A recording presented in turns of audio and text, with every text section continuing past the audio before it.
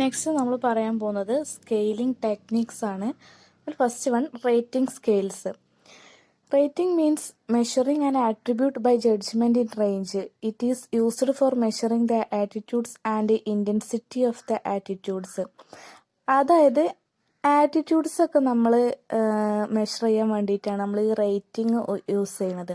അതായത് different types scaling ഉണ്ട്. അതിൽ നമ്മൾ റേറ്റിംഗ് മെഷർ ചെയ്യാൻ വേണ്ടിയിട്ടുള്ളത്. ഇപ്പോൾ നമുക്ക് റേറ്റിംഗ് എന്ന് പറഞ്ഞാൽ നമുക്കറിയാം. ഇപ്പോൾ നമ്മൾ എക്സാമ്പിൾ പറയുകയാണെങ്കിൽ നമ്മൾ ഒരു ആപ്പ് ഡൗൺലോഡ് ചെയ്യുകയാണെങ്കിൽ അതിൽ അതിൻ്റെ ഡീറ്റെയിൽസ് ഒക്കെ കാണിക്കും. അതിലുണ്ടാവും റേറ്റിംഗ്, സ്റ്റാർ പോലെ അങ്ങനെ കൊടുത്തിട്ട് അതിൻ്റെ റേറ്റിംഗ് കാണിക്കും. അത് എത്രത്തോളമാണ് അതിൻ്റെ ഒരു കസ്റ്റമേഴ്സിൻ്റെ സാറ്റിസ്ഫാക്ഷൻ ലെവലാണ് അവിടെ റേറ്റിംഗ് ചെയ്യുന്നത്. ഇതിൽ നമുക്ക് ഫസ്റ്റ് പറയാനുള്ളത് ഡൈക്കോട്ടോമസ് സ്കെയിലാണ്. Types of rating scale. First one dichotomous സ്കെയിലാണ്. It is used to draw out a yes or no answer. അതായത് യെസ് ഓർ നോ ആൻസറിന് വേണ്ടിയിട്ടുള്ള ഒരു റേറ്റിംഗ് ചെയ്യാനുള്ള ഒരു മോഡലാണ് ഡൈക്കോട്ടോമസ് സ്കെയിൽ എന്ന് പറയുന്നത്. ഇവിടെ എക്സാമ്പിൾ പറയുന്നുണ്ട്, have you a bike, yes or no, അതായിരിക്കും അതിൻ്റെ ആൻസർ വരിക. അതാണ് ആ സ്കെയിലിങ്. നെക്സ്റ്റ് പറയുന്നത് കാറ്റഗറി സ്കെയിലാണ്. This scale uses multiple items to draw out a single response. Example, where do you reside? അതായത് മൾട്ടിപ്പിൾ ചോയ്സ് കൊടുത്തിട്ട് എന്ത് ചെയ്യുക, നമ്മൾ സിംഗിൾ റെസ്പോൺസ് കിട്ടുന്നതിനെയാണ് കാറ്റഗറി സ്കെയിൽ എന്ന് പറയുന്നത്. കാറ്റഗറി ആയിട്ട് കൊടുക്കുക. അപ്പോൾ ഇവിടെ എക്സാമ്പിൾ കൊടുക്കുന്നുണ്ട്, where do you reside, Palakkad, Malappuram, Calicut, Kannur എന്ന് പറഞ്ഞിട്ട് അങ്ങനെ കാറ്റഗറി ആയിട്ട് കൊടുക്കുന്നതിനെയാണ് കാറ്റഗറി സ്കെയിൽ എന്ന് പറയുന്നത്. Next one, Likert scales. A Likert scales is what is termed a summated instrument scale. This means that the items making up a Likert scale are summed to produce a total score. അതായത് ഇതൊരു സമ്മേറ്റഡ് സ്കെയിലാണെന്ന് പറയുന്നത്. കുറേ അധികം നമ്മൾ എന്ത് ചെയ്യുക, rate ചെയ്യാൻ വേണ്ടിയിട്ട് കുറേ അധികം ഐറ്റംസ് കൊടുക്കുക. അതായത് നമ്മൾ പ്രൊജക്റ്റ് ചെയ്യുന്ന സമയത്ത് നമുക്കറിയാം റേറ്റിംഗ് പോയിന്റുകൾ കൊടുക്കുക. അതായത് agree, disagree, strongly agree, strongly disagree, neutral, അങ്ങനെ കൊടുത്തിട്ട് 5 പോയിന്റ് സ്കെയിലാണ് മെയിൻലി യൂസ് ചെയ്യുന്നത്. അങ്ങനെ കൊടുത്തിട്ട് നമ്മൾ എന്ത് ചെയ്യുക, ഒരു സമ്മേറ്റഡ് ആയിട്ടുള്ള ഒരു ടോട്ടൽ സ്കോർ കണ്ടെത്തുക. അതാണ് ഈ ലിക്കേർഡ് സ്കെയിലിൽ പറയുന്നത്. ഇനി സ്റ്റെപ്സ് ആണ് പറയുന്നത്. Steps in construction of a Likert scale: collection of statements, wording, pilot study, security and editing, final selection. Collection of statement പറഞ്ഞാൽ നമുക്ക് എന്തിനെ കുറിച്ചാണോ അറിയേണ്ടത്, എന്തിനെ കുറിച്ചാണോ നമുക്ക് അറിയേണ്ടത് എന്നുള്ളത് നമ്മൾ എന്ത് ചെയ്യുക, ഒരു സ്റ്റേറ്റ്മെൻറ്റ് രൂപത്തിലാക്കുക. പിന്നെ വേർഡിങ് എന്ന് പറഞ്ഞാൽ ഒരു മീനിങ് ഫുൾ ആയിട്ടുള്ളൊരു വേർഡിലായിരിക്കണം നമ്മൾ ആ സ്റ്റേറ്റ്മെൻറ്റ് വരുന്നത്. പൈലറ്റ് സ്റ്റഡി എന്ന് പറഞ്ഞാൽ നമ്മൾ ഒറിജിനൽ സ്റ്റഡി നടത്തുന്നതിന് മുമ്പ് തന്നെ ഒരു പ്രീ സ്റ്റഡി നടത്തുക, അതാണ് pilot study. Security and editing പറഞ്ഞാൽ നന്നായിട്ട് സെക്യൂർഡ് ആയിട്ടുള്ള അതുപോലെ തന്നെ എഡിറ്റ് ചെയ്ത രൂപത്തിലായിട്ടുള്ള നമ്മളൊരു സ്റ്റേറ്റ്മെൻറ്റാണ് തയ്യാറാക്കേണ്ടത്. ഫൈനൽ സെലക്ഷൻ പറഞ്ഞിട്ട് നമ്മൾ ഫൈനലൈസ് ചെയ്തിട്ട് ഒരു 4-5 സ്റ്റേറ്റ്മെൻറ്റൊക്കെ കൊടുക്കുക. അതാണ് സ്റ്റെപ്സ് എന്ന് പറയുന്നത്. ലിക്കേർഡ് സ്കെയിലിൻ്റെ ഒരു എക്സാമ്പിളാണ് ഇത് കൊടുത്തിട്ടുള്ളത്. ഒരു 4-5 സ്റ്റേറ്റ്മെൻറ്റ് കൊടുത്തിട്ടുണ്ട്. അതിൽ നമ്മൾ പറയുന്നത് പോലെ സ്ട്രോങ്ലി എഗ്രി, നെയ്തർ, എഗ്രി, ഡിസെഗ്രി അങ്ങനെ കൊടുത്തിട്ടുണ്ട്.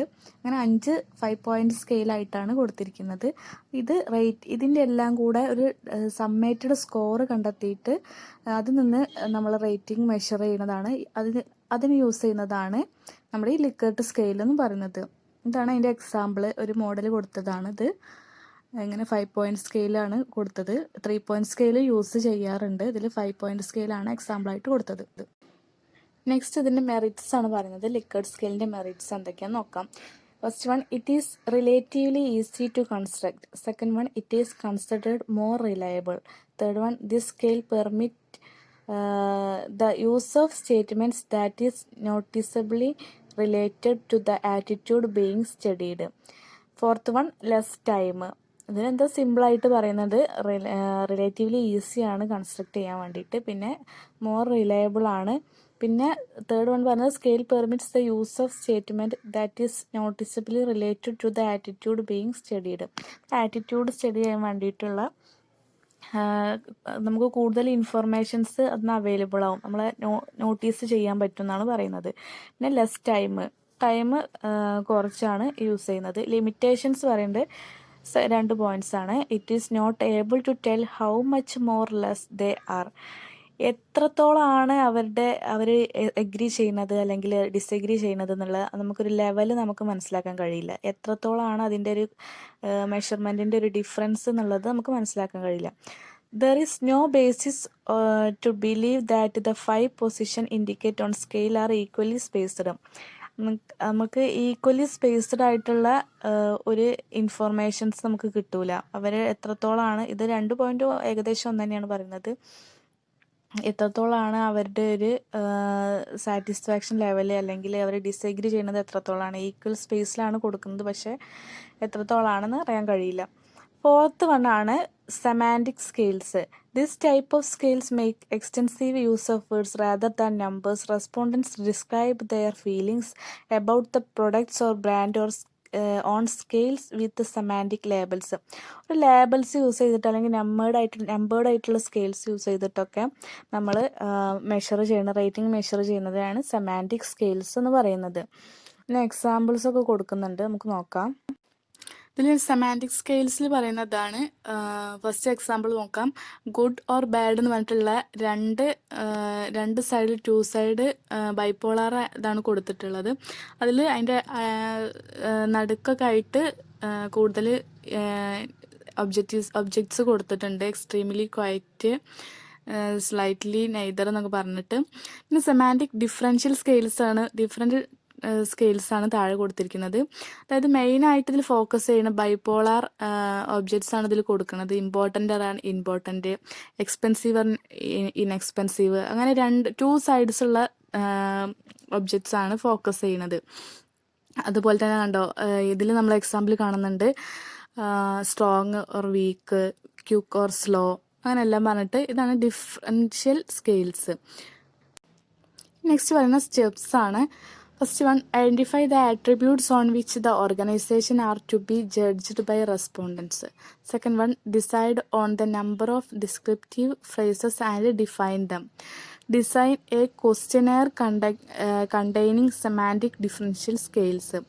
Fourth one, give the questionnaire to the respondents and seek their judgment. Fifth one, sum the judgment score of each attribute across respondents and find average. Sixth, plot the average score of each attributes on semantic differential scale. Just explain ചെയ്യേണ്ട ആവശ്യമൊന്നുമില്ല, just ഒരു 6 point ആണ്, നമുക്ക് വായിച്ചാൽ തന്നെ മനസ്സിലാവുന്നതാണ്. കൂടുതലായിട്ട് explain ചെയ്യാനൊന്നുമില്ല. എങ്ങനെയാണ് നമ്മളൊരു സെമാൻറ്റിക് സ്കെയിൽസിൻ്റെ പ്രോസസ്സ് അല്ലെങ്കിൽ സ്റ്റെപ്സ് ആണത് പറഞ്ഞത്. നെക്സ്റ്റ് വൺ ഐറ്റമൈസ്ഡ് റേറ്റിംഗ് സ്കെയിലാണ്. The respondents are provided with a scale having numbers or brief description associated with each category. The itemized rating scale provides the flexibility to use many points in the scale as considered necessary. Itemised scale എന്ന് പറഞ്ഞാൽ ഓരോ items ആയിട്ട് അങ്ങനെ നമ്മൾ എന്ത് ചെയ്യാം, divide ചെയ്തിട്ട്, അതായത് നമ്പേഴ്സോ അല്ലെങ്കിൽ എന്തെങ്കിലും ഒരു സ്കെയിൽ മെഷർ ചെയ്യാൻ രൂപത്തിൽ എന്തെങ്കിലും ഒരു ഐഡൻറ്റിഫിക്കേഷൻ കൊടുത്തിട്ട് നമ്മൾ ഐറ്റംസ് ആയിട്ട് നമ്മൾ അതിൻ്റെ ടോട്ടൽ സമ്മ് കാണുന്നതാണ് ഈ ഐറ്റമൈസ്ഡ് റേറ്റിംഗ് സ്കെയിൽസ് എന്ന് പറയുന്നത്. അതിൻ്റെ എക്സാമ്പിൾ ഇവിടെ കൊടുത്തത് ഒരു പാസ്ത കുക്ക് ചെയ്യുന്ന ഒരു സ്റ്റേറ്റ്മെൻ്റ് ആണ് കൊടുത്തത്. അതിന് ഡിഫറെൻറ്റ് ടൈപ്സ് കാണിക്കുന്നുണ്ട്, ഐറ്റംസ് കാണിക്കുന്നുണ്ട്. Type A, type B, type C, type D എന്ന് പറഞ്ഞിട്ട്. ഫസ്റ്റ് വണ്ണിൽ നമ്മളെല്ലാം കൊടുത്തിട്ടുണ്ട്. വെരി ഈസി, ക്വയറ്റ്, അങ്ങനെ ഡിഫറെൻറ്റ് ഒബ്ജക്ട്സ് കൊടുത്തിട്ടുണ്ട്. സെക്കൻഡ് വൺ ടൈപ്പ് ബിയിൽ പോയിന്റ്സ് മാത്രം അടയാളപ്പെടുത്തി കഴിഞ്ഞിട്ട് ബൈപോളാർ ഒബ്ജക്ട്സ് ആണ് കൊടുത്തത്. വെരി ഈസി, വെരി ഹാർഡ് എന്ന് കൊടുത്തിട്ട്. ടൈപ്പ് സി ആണെങ്കിൽ നമ്പേർഡ് ആയിട്ട് കൊടുത്തിട്ടുണ്ട് സ്കെയിലിങ്. ടൈപ്പ് ഡി അതുപോലെ തന്നെ നമ്പർ കൊടുത്തിട്ട് മെഷർ ചെയ്യാൻ വേണ്ടിയിട്ടുള്ളതാണ്. അങ്ങനത്തെ രൂപത്തിലുള്ള ഒരു സ്കെയിലാണ്. അതാണ് ഐറ്റംസ്. ഡിഫറെൻറ്റ് ടൈപ്സ് ആണ് ഇവിടെ ഐറ്റമൈസ്ഡ് സ്കെയിൽസിൽ ശ്രദ്ധിക്കേണ്ടത്. നെക്സ്റ്റ് പറയുന്നത് ന്യൂമറിക്കൽ സ്കെയിലാണ്. ഇത് നമ്മൾ പറഞ്ഞ പോലെ തന്നെ നമ്പേഴ്സ് വെച്ചിട്ട് സ്കെയിൽസിൻ്റെ ഒബ്ജക്ട്സ് സ്കെയിൽസിൽ നമ്മൾ എന്ത് ചെയ്യുക, അടയാളപ്പെടുത്തുന്നതാണ്. It is similar to semantic differential scales. The difference that numbers on a 5-point or 7-point scale are provided with bipolar objects on the both ends. ഇത് രണ്ട് ബോത്ത് എൻഡ്സിൽ എന്ത് ചെയ്യുക, ബൈപോളാർ ഒബ്ജക്ട്സ് കൊടുത്തിട്ട് രണ്ടിൻ്റെ സെൻറ്ററിൽ കൂടെ ആയിട്ട് എന്ത് ചെയ്യുക, നമ്പേഴ്സ് പ്രൊവൈഡ് ചെയ്യുന്നതാണ് ന്യൂമറിക്കൽ സ്കെയിൽ എന്ന് പറയുന്നത്. 7th വണ്ണാണ് graphic rating സ്കെയിലാണ്. ഗ്രാഫിൽ എന്ത് ചെയ്യുക, നമ്മൾ റേറ്റിംഗ് അടയാളപ്പെടുത്തുക, അതായത് രേഖപ്പെടുത്തൽ. Graphical scale helps to respondent to mark on scale their answer to particular question by placing a mark on the appropriate point on the line. അതായത് ആൻസർ പ്രൊവൈഡ് ചെയ്യുന്ന ആൾക്ക് ഗ്രാഫ് കൊടുത്തിട്ട് അതിൽ നമ്മൾ എന്ത് ചെയ്യാം, അതിൽ പോയിന്റ് ചെയ്യുന്നതിനാണ് ഗ്രാഫിക് റേറ്റിംഗ് സ്കെയിൽ എന്ന് പറയുന്നത്. ഫിക്സഡ് ഓർ കോൺസ്റ്റന്റ് സ്കെയിൽ എന്ന് പറഞ്ഞാൽ here the respondents ask to distribute a given number of points across various items. The respondents are asked to indicate importance to the 5 aspects by allotting points for selecting toilet soap. ഇവിടെ example കൊടുത്ത toilet സോപ്പിൻ്റെ ഒരു statement ആണ് കൊടുത്തത്. അതായത് നമ്മൾ just rank ചെയ്യുക, നമ്മൾ അതിൻ്റെ എന്ത് ഫീച്ചേഴ്സിനാണോ ഫസ്റ്റ് ഇമ്പോർട്ടൻ്റ് കൊടുക്കുന്നത് അതിനനുസരിച്ച് റാങ്ക് ചെയ്തിട്ട് ടോട്ടൽ പോയിൻറ്റ്സ് കാൽക്കുലേറ്റ് ചെയ്യാം. ഇത് കളർ ആയിരിക്കും ചിലവർ പ്രിഫർ ചെയ്യുന്നത്, ചിലവർ സ്മെല്ല് കൊണ്ടായിരിക്കും, അതായത് സൈസ് കണ്ടിട്ടായിരിക്കും. അങ്ങനെ ഡിഫറെൻ്റ് ആയിട്ടുള്ള ഒപ്പീനിയൻ ആയിരിക്കും. അതൊക്കെ അതിൻ്റെ പോയിൻറ്റ്സ് ടോട്ടൽ ചെയ്യുന്നതാണ് ഫിക്സഡ് കോൺസ്റ്റൻറ്റ് സ്കെയിൽ എന്ന് പറയുന്നത്. നെക്സ്റ്റ് പറയുന്നതാണ് റാങ്കിങ് സ്കെയിൽ. സെക്കൻഡ് വണ്ണാണ് റാങ്കിങ് സ്കെയിൽസ്.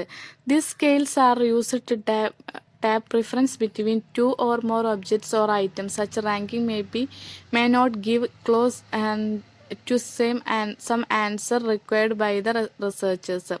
അതായത് റാങ്ക് ഡിഫറെൻറ്റ് ടൈപ്സിൽ റിസർച്ചേഴ്സിന് റാങ്ക് ചെയ്യാൻ വേണ്ടിയിട്ടാണ് ഈ റാങ്കിങ് സ്കെയിൽസ് യൂസ് ചെയ്യുന്നത്. അതിൽ 3 first paired comparison, comparative scale, forced choice. ഇത് നമുക്ക് ഓരോന്ന് എന്താണെന്ന് നോക്കാം.